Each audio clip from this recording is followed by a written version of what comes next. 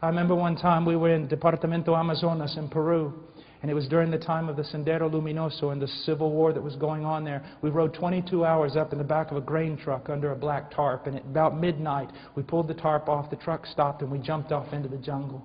We stayed the night just at the edge of the jungle and made our ways up to a place called Ingenio in Tambolik. About halfway up we got lost in the dark the next day, so we were praying, me and my dear friend Paco, we were praying, "Oh God, give us some direction, we're lost. We don't, if we're found in here, the terrorists owned the place, the military wouldn't even go in." And we cried out, "Oh God, give us some direction. Help us." We heard a bell. Then we heard somebody talking. It was a strange conversation at first, we thought. But then we realized it was a little boy coming in from the fields with his burro, and he was talking to his burro. And so we got behind him and we followed him, and then we stood on the edge of the town, little village, huts, adobe homes. And I said, "Paco," I said, "you know, if the terrorists own this thing, we're dead." "Yeah, but we got to go somewhere." So we got down, walked up to a man who was drunk in the dark, and said, "Hay hermanos por aquí." Are there brothers here? Because everybody knows what that means in the mountains. It means a real Christian. And he said, "La vieja por ahí," the old woman over there.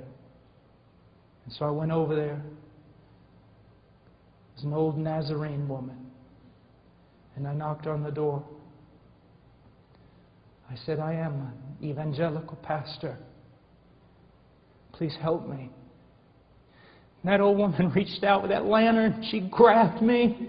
She pulled me inside. She grabbed Paco, took us down. Her house was cut out of a kind of a cliff in the mud, and took us down in the basement where there was some hay and chickens and things, and she sat us there and she lit a lamp, and then a little boy came in and she called to him and said, "Go get the other brothers," and they started bringing chickens and yucca and everything else, risking their life. Why? Because we are one.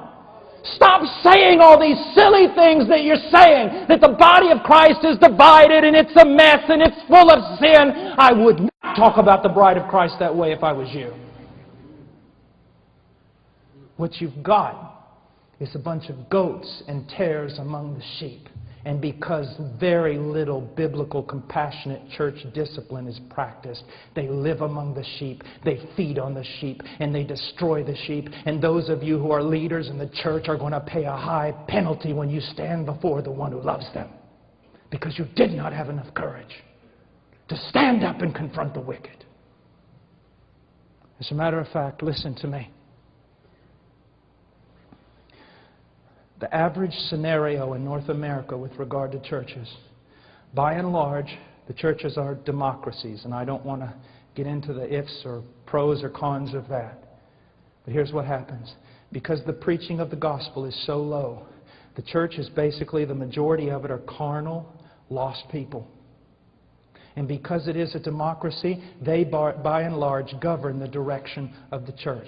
And because the pastor doesn't want to lose the great number of people, and because he has wrong ideas regarding evangelism and true conversion, he caters to the wicked in his church. And his little group of true sheep that belong to Jesus Christ are sitting there in the midst of all the theater, in the midst of all the worldliness, in the midst of all the multimedia, going, "We just want to worship Jesus, and we just want someone to teach us the Bible." And pastors are going to pay for that.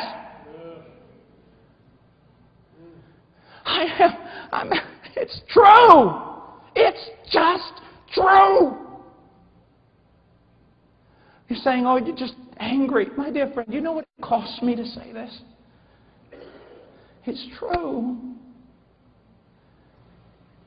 Trying to keep together a bunch of wicked people while a little flock in the midst of them are starving to death and are made to go in directions they don't want to go with the carnal majority. Listen to me.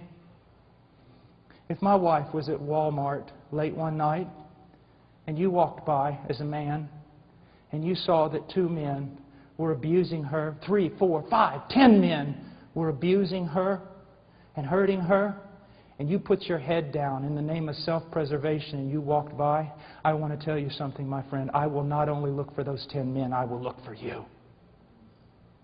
It is the bride of Christ, and she is precious to Him. It's going to cost you to serve Jesus.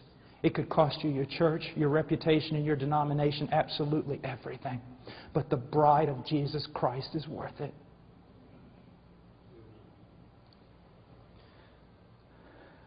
And look what it says. I love this. Look, 39, I will give them one heart and one way. And what is that way? It's Christ and it's holiness. Every true believer I've ever met spoke much of Christ and had a longing desire to be more holy than they were. More conformed to Christ. And look, I will give them one heart and one way, that they may fear me always, for their own good and for the good of their children after them. Oh, what a text that is. But let's just go on really quickly. I will make an everlasting covenant with them, that I will not turn away from them to do them good. Now, we just read this, and so many people who are wicked, who are lost, they just go to church on Sunday, they hear this verse, yes, God has made an everlasting covenant with me. He will never turn away from me, never, never. I'm secure because of God's grace. But they fail to read the second part.